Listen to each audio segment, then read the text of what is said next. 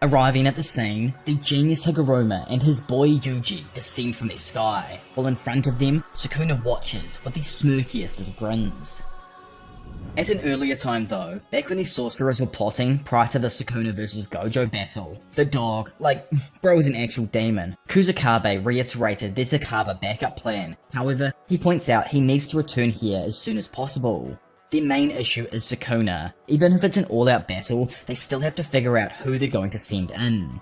Kashimo, Beam himself, points out how an all-out battle means everyone will be involved, yet he knows it's him who's rolling in first. Rebuking this though, Kusakabe says there would be no point in sending in people who have no chance of survival or ones that can't create an opening for others. When it comes to the merger itself, Kusakabe lets them all know he has a feeling sorcerers will most likely be able to prevent themselves from being included.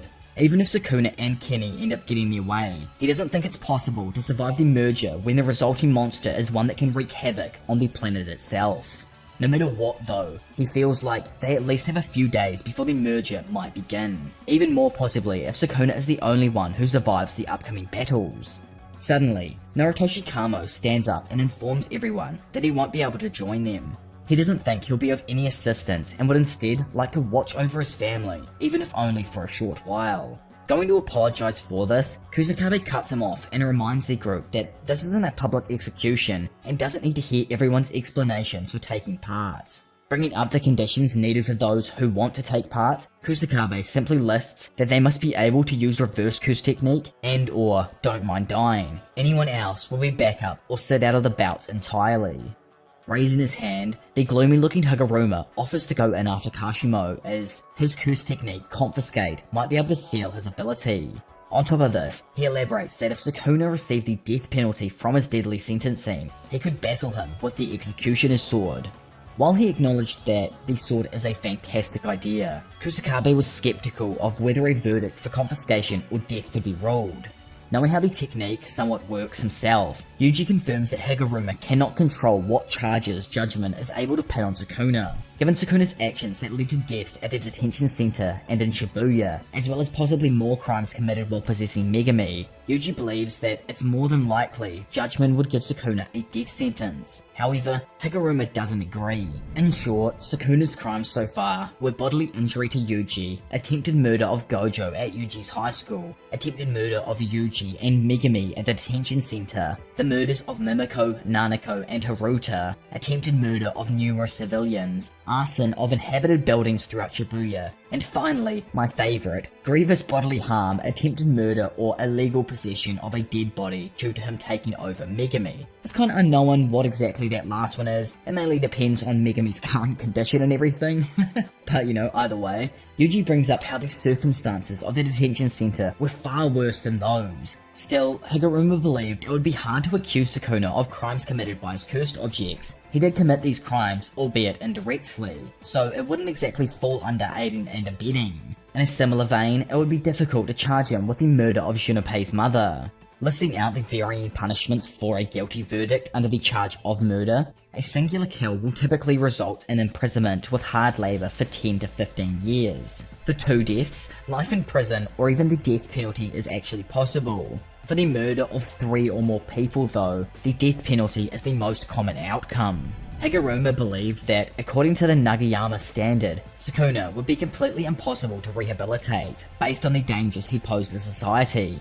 In turn, this would lead to a death penalty, at least under normal trial circumstances. Unable to even compute what bro is actually saying, Miwa looks over at Kusakabe, who seems to understand exactly what it is. However, she immediately calls him out for not even having a clue what Higuruma is actually talking about. Proving her wrong, Kusakabe then explained that while the totality of Sukuna's crimes would result in a death penalty, Higuruma's curse technique tries each crime individually, which means there's at least a 30% chance of Sukuna being tried for a crime that would result in the death penalty. Still, he brings up how each of his major crimes are also attached to a bunch of extremely minor offences. Agreeing with this, Higuruma elaborates that it's possible judgment could actually prosecute Sukuna for property damage or breaking and entering at Shibuya, rather than the massacre itself, which further lowers their chance at securing a death penalty here. Lastly, Higuruma then brought up a third problem. Sukuna could possibly be charged with crimes from over 1,000 years ago. and the modern set of laws introduced during the Meiji era had introduced the general idea of a statute of limitations. Yet, later in 2010, the statute of limitations regarding murder was abolished, bringing a lot of confusion into whether or not the previous crimes could actually be brought up. The previous crimes from Sukuna's past, that is. Yuji, just confused about this all, assumes that there's no statute of limitations on Sukuna then. Rebuking him though, Higuruma continues that the statute of limitations is still valid regarding murders that happened before 1985. However, the Heian era's governing rules, also known as the Yodo Code, didn't include a statute of limitations themselves. Actually, just done here, Yuji irked asked which one it is, but Higuruma admittedly doesn't actually know himself, especially since the issue is further complicated by time prior to Sukuna's incarnation in modern times.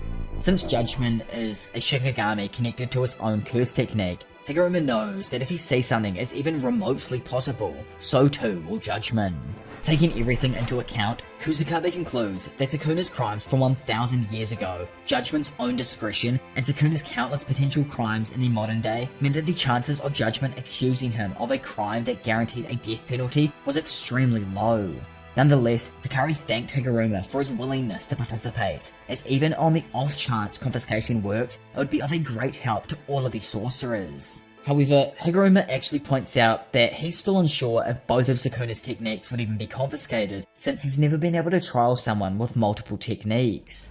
Suddenly, Yuji proposed a way where he may be able to guarantee the death penalty for Sukuna. Flashing back to the present, several crows, powered by Mei-Mei's bird strike, fly towards Sukuna. Easily noticing them in time, Sukuna quickly moves to the side and strikes them down with lightning using Kamotoke. Observing this from afar, Mei-Mei notes how sorcerers of Gojo, Kenjaku, and even Sukuna's Calibra all chose to strike down the crows, allowing her to surmise that Bird Strike is probably capable of doing damage to them.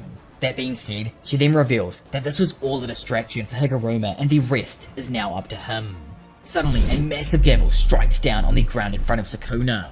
Having dodged the smash, the demon looks to his right as Yuji suddenly appears next to him, shattering the debris with a rapid succession of blows, creating a dust screen, allowing him to get in close and further sock Sukuna with a strike that sends him sliding back. Confused on the weird feeling coming from Yuji's fist, Sukuna then watches as Higuruma announces that they are having a retrial.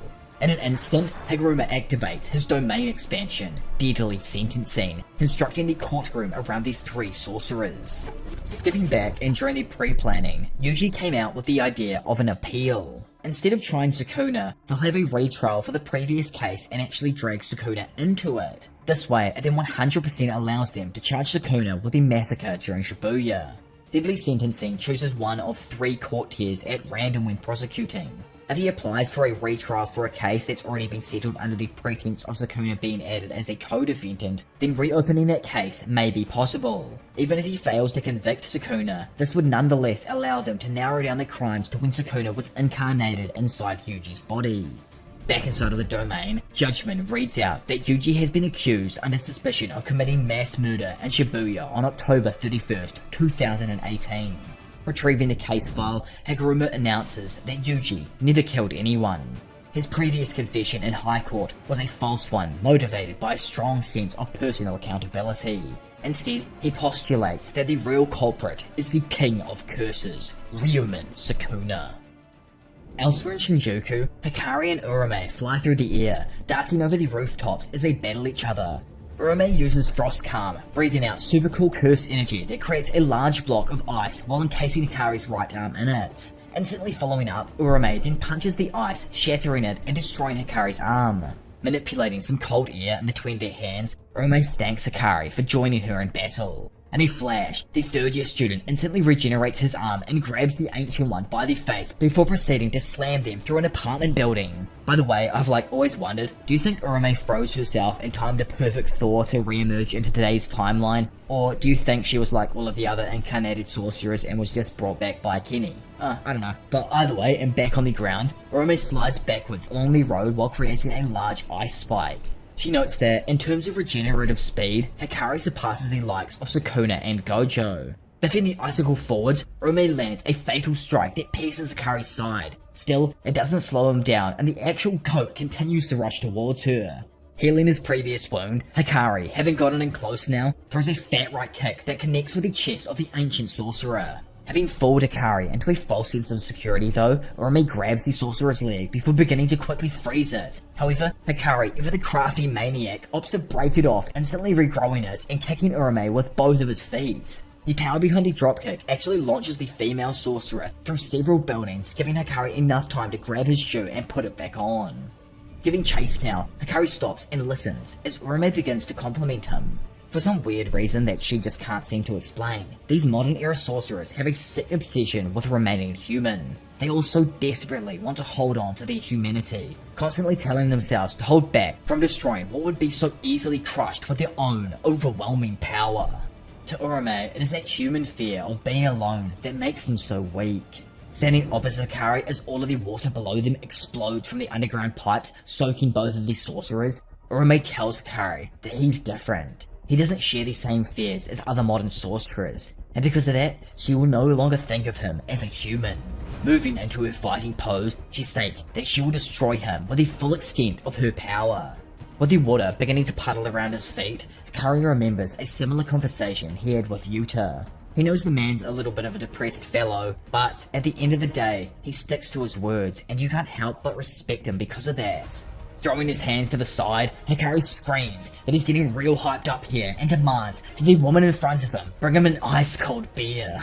Meanwhile, inside of the deadly sentencing domain, Higuruma begins divulging the rules of the domain to Sukuna. Having been given a select piece of evidence, Higuruma thinks that their victory is secured, since the evidence that was given to him was the same evidence used in Yuji's second trial, proof that Sukuna was in possession of the boy's body while committing the mass murder at Shibuya. However, Sukuna suddenly interrupts him and explains that he already heard the rules of this domain when he was inside Yuji. What he's actually interested in is that sword of his. He doesn't give an actual shit about what he did when or where. Wanting to end it here, he admits guilty to all of the charges, causing judgment to sentence him to confiscation and the death penalty.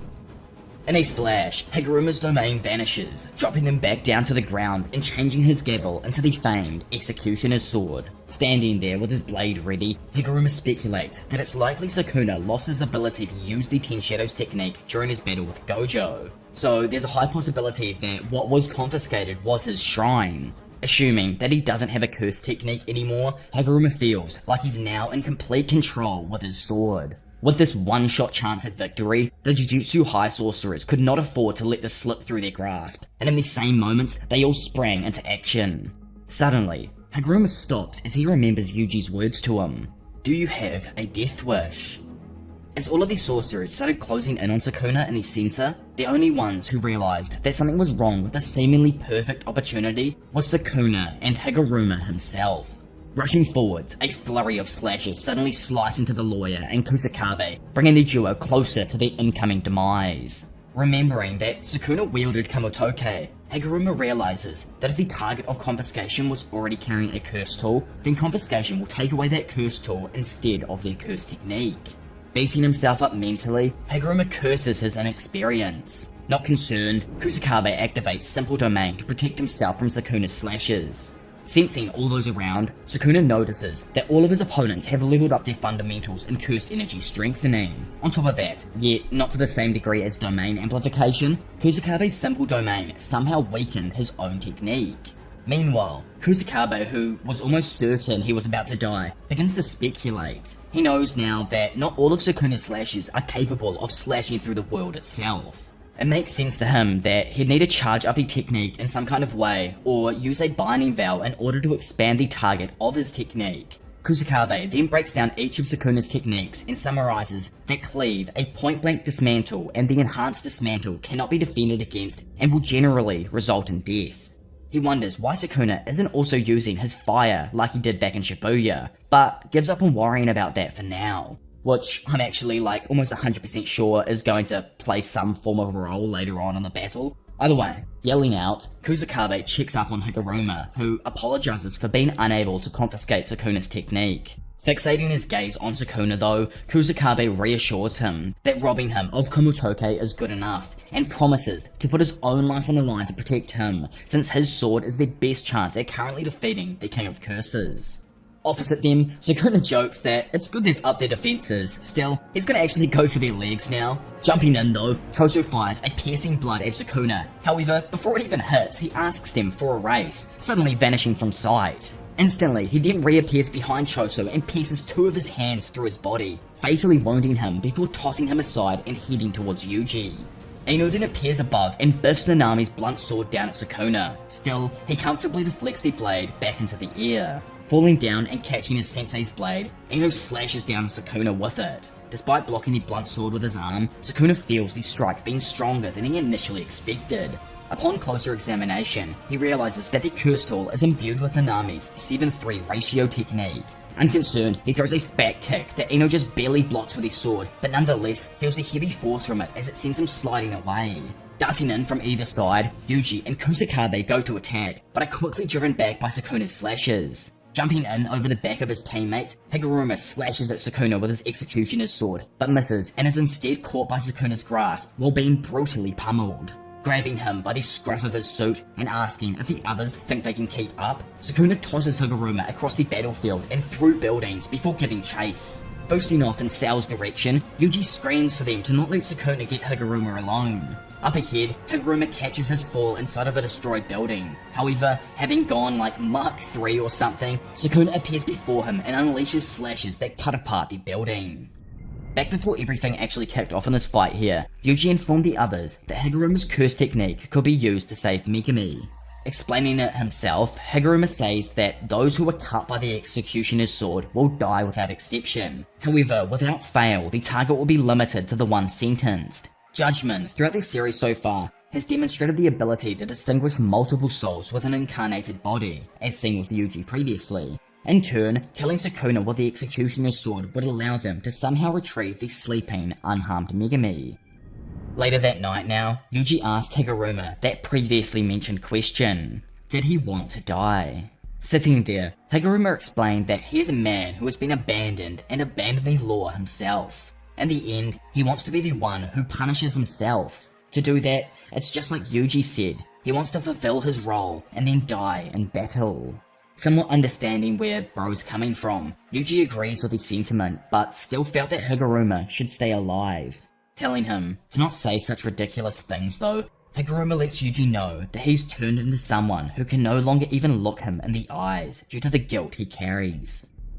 Back in the present, it is revealed that Higuruma somehow used domain amplification to neutralize Sukuna's slashes. Having awakened as a Jujutsu sorcerer only less than 2 months ago now, Higuruma's extraordinary growth with Jujutsu sorcery fascinates Sukuna. He wholeheartedly believes his talent, from the beautiful light that resonates from his lethal blade to his unbound depths and skill, even rivals that of Satoru Gojo. So, what Sukuna is actually blown away by isn't that Higuruma can use domain amplification. He's more intrigued by how he lowered the anti-domain technique, but somehow resumed his original technique's effect after. When Sukuna did this against Gojo, he had to pay close attention to only pause and not completely invalidate Maharaga's adaptation. He too is somehow managing to keep his sword alit between amplifications, and because of that, there is no doubt to Sukuna that this man is able to manipulate curse energy to a similar degree as himself. Fascinated, Sukuna asks if he is indeed Hiromi Higuruma. Simultaneously, with his other hands, the King of Curses forms hand signs, sending out a plethora of cuts that absolutely destroy the building. Yuji, who arrived outside the building as this happened, joins the battle. Standing on the falling debris, Higuruma charges at Sukuna, but is distracted by a piece of debris near his face that Sukuna shattered using Dismantle. Taking advantage of Higuruma's distraction, Sukuna approaches Yuji, who tries to punch him and protect Higuruma. However, Sukuna intercepts his arm and grabs the left side of his torso before activating Cleave, cutting half of Yuji's body into small cube-like pieces. As the bloody young man falls to the ground, Sukuna tells him to take a good look in the mirror. He's a complete bore, and there isn't a single interesting bone in his disgusting body. As the destroyed building collapses onto the ground, Sukuna and Higuruma emerge from the wreckage and continue their battle. Seeing Sukuna on the road above, Higuruma jumps up and tries to hit him with the executioner's sword. Sadly, Sukuna is able to effortlessly dodge every strike and lands a few strikes that rock the newly awakened sorcerer himself. Eventually, Sukuna gets in behind before jumping away from Higuruma and beginning to chant the incantations for Dismantle. Scale of the Dragon, Recoil, twin meteors. Sukuna points his hand forth, activating Dismantle and unleashing a slash that cuts the world itself. As the smoke clears and seeing that he was able to dodge the slash, Sukuna tells Higuruma to give healing himself a go. Higuruma tries to bear through the pain, but knows it's clear as day. No matter how cold-hearted he is, no matter how thorough his resolve may be, the pain is still unbearable. Watching him stand, Sukuna cuts off his other hand and slashes his legs, preventing him from moving forward. Threatening him, Sukuna tells the sorcerer that next it's his head he'll remove if he doesn't heal himself now with the reverse curse technique. As Higuruma remembers his previous statement to Yuji and poses what his role really is, Sukuna is suddenly hit by piercing blood, though he once again comfortably blocks it with his arm and notes that it's the technique of the oldest cursed womb death painting. Seizing the opportunity though provided by the brief distraction, Higuruma immediately regenerates his right arm and heals his legs with a reverse curse technique and seemingly stabs Sukuna in the hand with the executioner's sword. However, in a sick twist, the King of Curses reveals that he cut off his own hand milliseconds before Higuruma pierced it, but commends him for his effort nonetheless. In a flash, Sukuna activates Cleave on Higuruma, causing him to preemptively wince in pain and start to remember a conversation he had with Kusakabe about curses becoming stronger after death. In a moment of selflessness, Higuruma then tosses the curse inside of the executioner's blade over Sukuna's shoulder, allowing Yuji to dive in and catch it. With Higuruma being slashed apart in that moment, he finally looks Yuji in the eyes and tells him that he has done all he can. Recalling Nanami's last words once more, Yuji gets gassed up and prepares to stab Sukuna in the back with the executioner's sword. Sensing Yuji going to strike down on him with the executioner's sword, Sukuna dodges out of the way. Glancing at his palm, Yuji watches the sword begin to lose its light and disintegrate, symbolizing the death of Higuruma. Not giving our boy any time to mourn, Sukuna delivers a few strong punches to Yuji and kicks him away, before following up with 2 dismantle slashes that push him even further back. Staring at his regrown hand, Sukuna laments that although Higuruma died, Kamatoke was never returned to him. He also notes that Yuji's stomach, having been shredded into bits earlier by him using Cleave, has fully healed. Randomly appearing next to him, Sukuna then notices Kurara and Wee Wee nearby. Seeing Wee Wee wave a sheet over the trio, in the next instant, they vanish from sight and seemingly disappear from the battle, taking away Higuruma's body to safety. Unsurprised, Sukuna, just like myself, like we're so similar, surmises that Wee Wee's teleportation curse technique was also used to retrieve Gojo's body earlier, and wonders if they are transporting their bodies to Shoko. Not fully convinced, he finds this unlikely, as reverse curse technique is less than half as effective if used on another person, and although her technique has always been fundamentally different from theirs, it's not on a similar power level. Glancing over, he knows that because of this, it means that in the last month alone, Yuji has managed to learn reverse curse technique himself. To Sukuna, it looks as if Yuji's ability to use curse energy to strengthen his body isn't the only thing that has improved. He ponders that he finally might be able to have a little fun with the brat. However, as he stands there, can't help but feel irritated by his presence. Spacing out, Sukuna wonders if he feels disappointed by Higuruma's death. The thought of needing someone else never crossed his mind.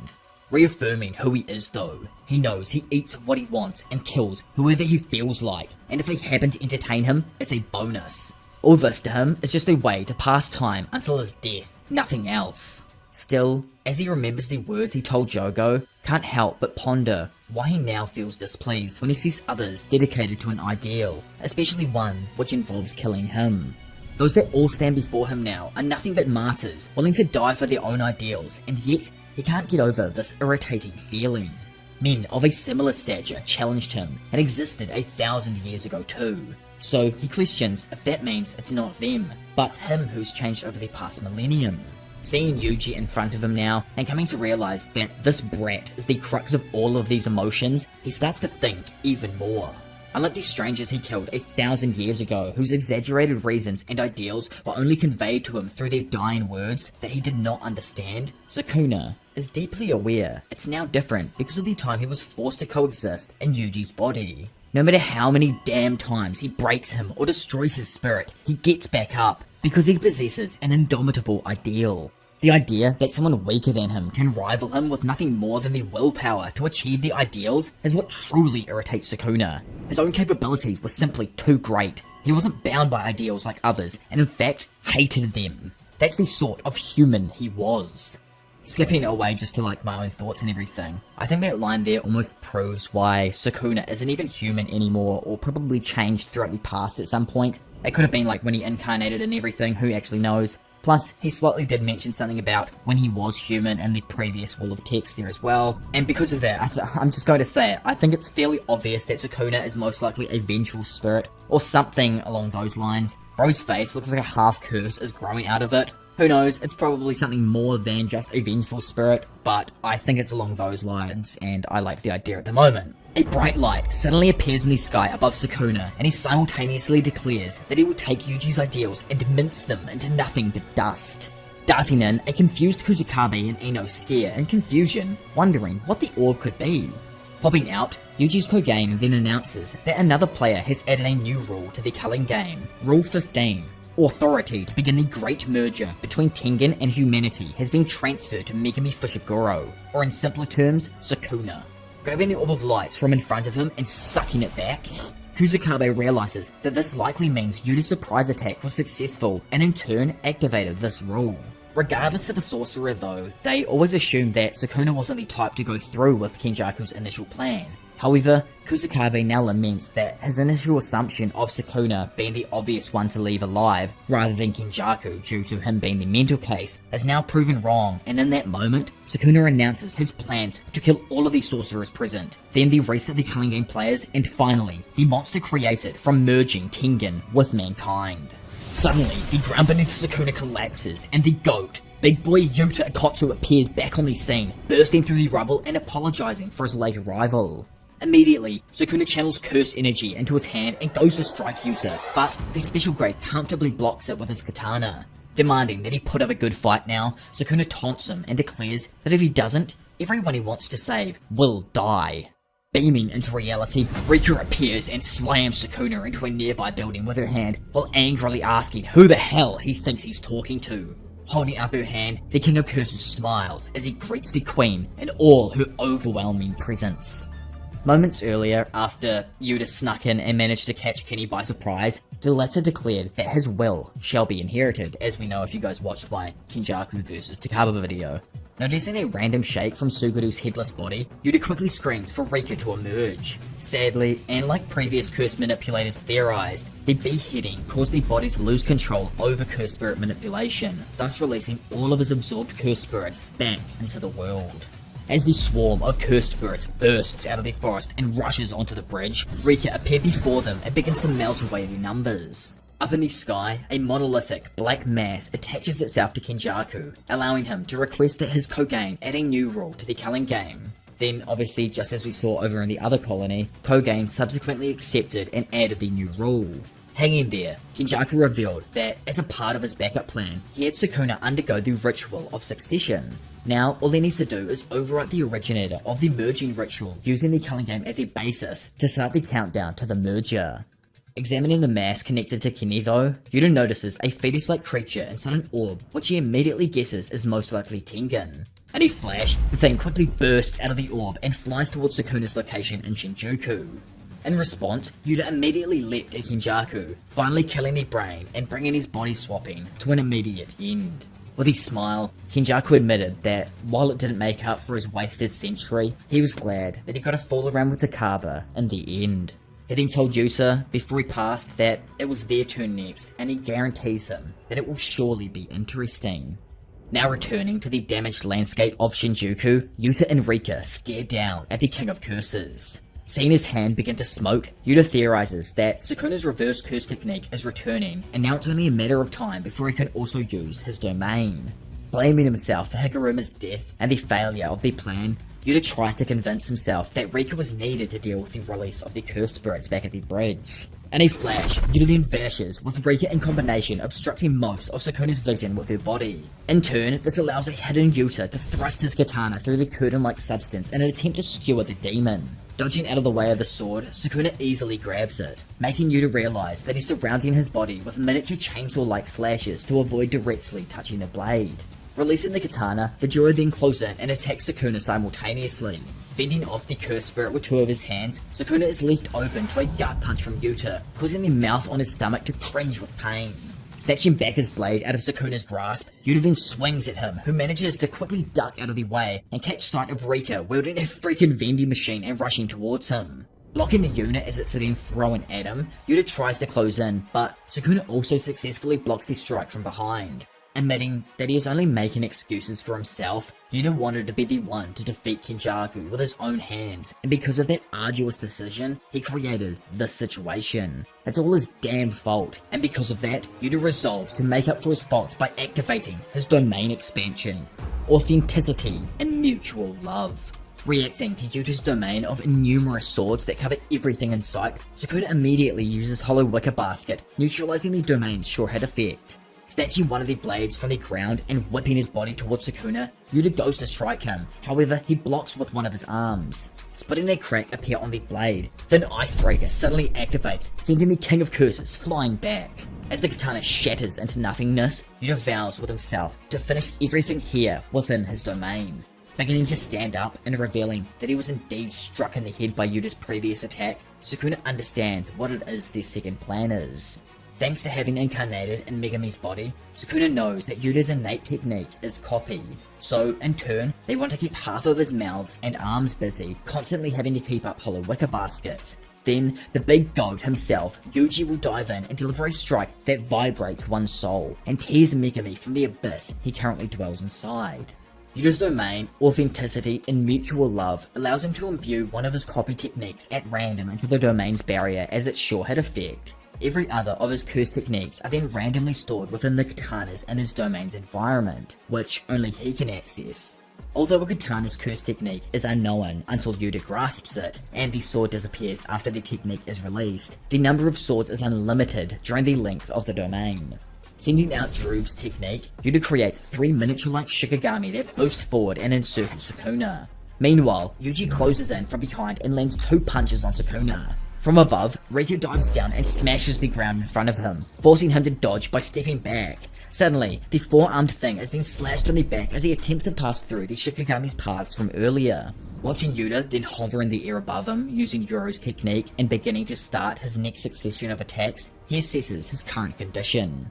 Due to his battle with Gojo, Sukuna is still unable to use his domain expansion, and the effects of his reverse curse technique are extremely weakened. In addition, his curse energy reserves are lowered to roughly the same as Yuji's, and having to constantly maintain Hollow Wicker Basket prevents him from unleashing his world-cutting dismantle.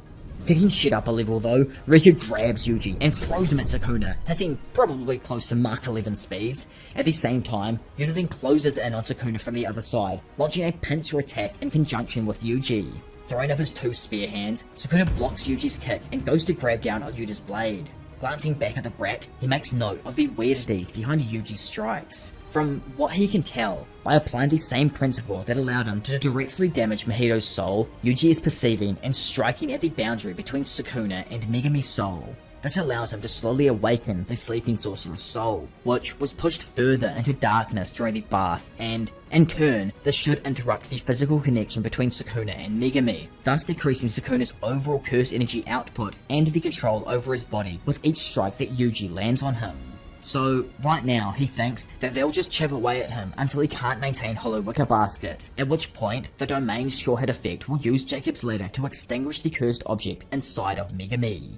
Swatting back, Sukuna then fends off Yuta's strikes and attempts to activate Cleave on Yuji. However, Yuta uses Curse Speech and orders him to not move, freezing Sukuna in place.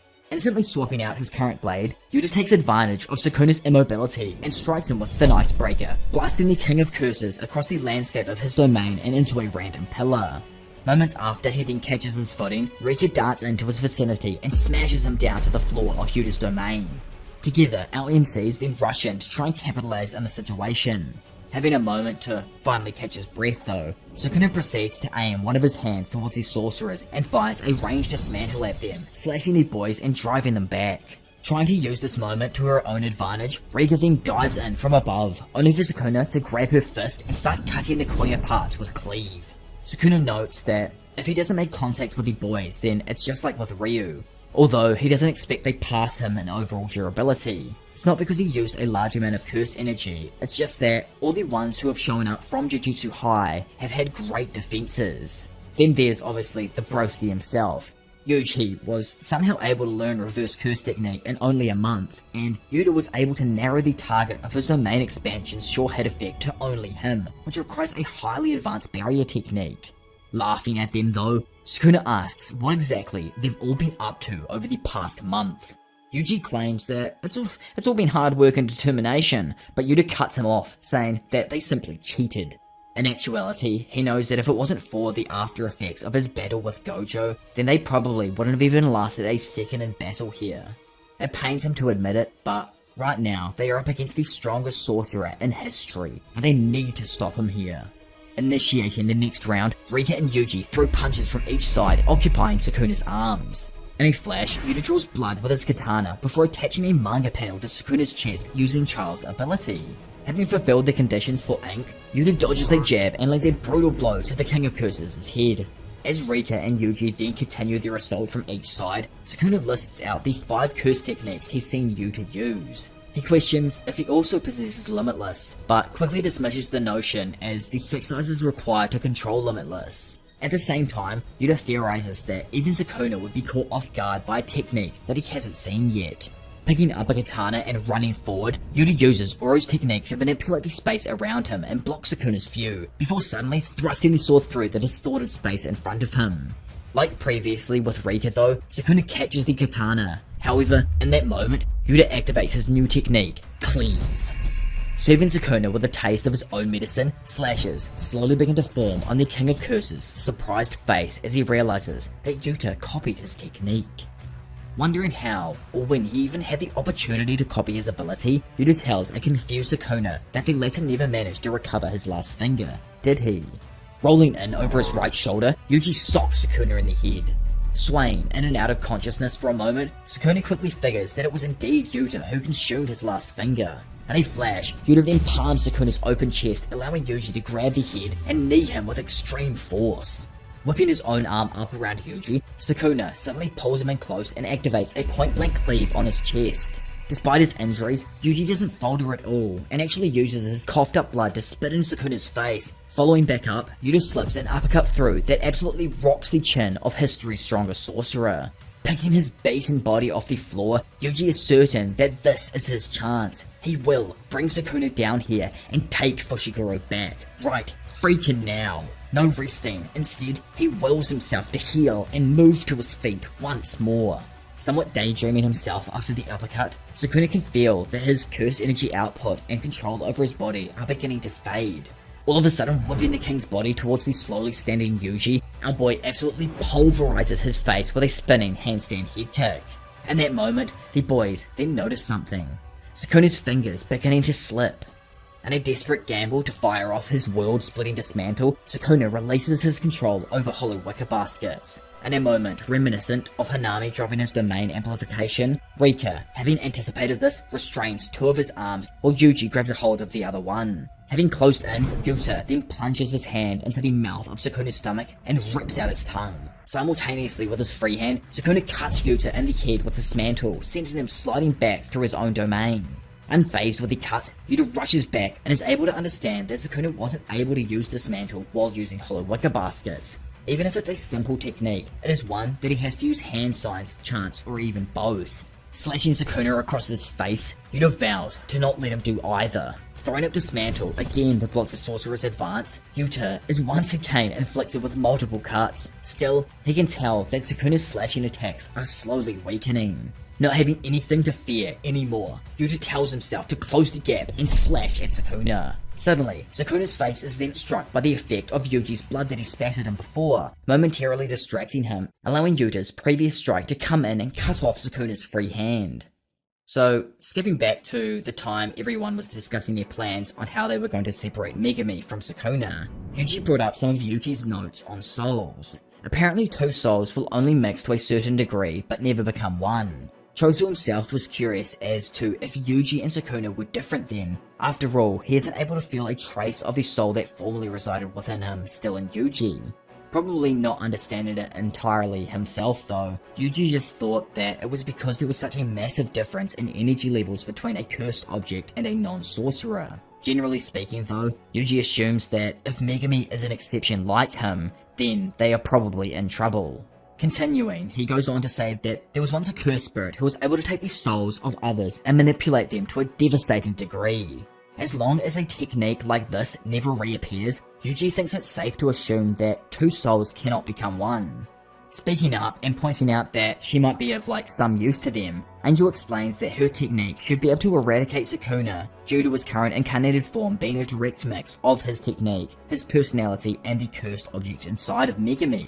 From what she knows, cursed techniques are connected to the brain, so a target's survival rate once hit by her technique is extremely low. However, if they are able to separate the two souls and weaken the bond between them, Megami's survival rate will rapidly increase. Returning to the domain, and with Sukuna unable to go anywhere due to Rika and Yuji, Yuta activates the sure hit effect of his domain expansion, Maximum Output, Jacob's Ladder, sending a large beam of light that beams down from the heavens above and engulfs the King of Curses. Darting in past Yuji, who had just let go of Sukuna's arm, Yuta renders Sukuna's arm once again useless, allowing his boy to power up his cursed energy and scream for Megami to wake the hell up. Connecting his punch with Sukuna's skull, Yuji senses something tell him that it's enough. When it comes to the composition of the soul, Yuji and Yuta had absolutely zero flaws in their plan. However, appearing in a shadowy abyss, Yuji watches Megami curled up in a fetal position say that he's had enough. Sadly for Megami, not a single feeling of wanting to live remained. His will had been extinguished. Scale of the Dragon. Recoil. Twin Meteors. In reality, Sukuna, having taken all this damage, still unleashes his world-cutting dismantle, slicing Yuta in half and shattering his domain expansion. Suddenly, Sukuna gasps, eyes stunned. To him, this was a strategy common of Jujutsu sorcerers, a mediocre plan that, under normal circumstances, could have easily been avoided. Seeing the soul-split katana sticking out of his chest, Sukuna looks back to see her, the one and only Maki, holding onto her blade, having successfully launched a surprise attack.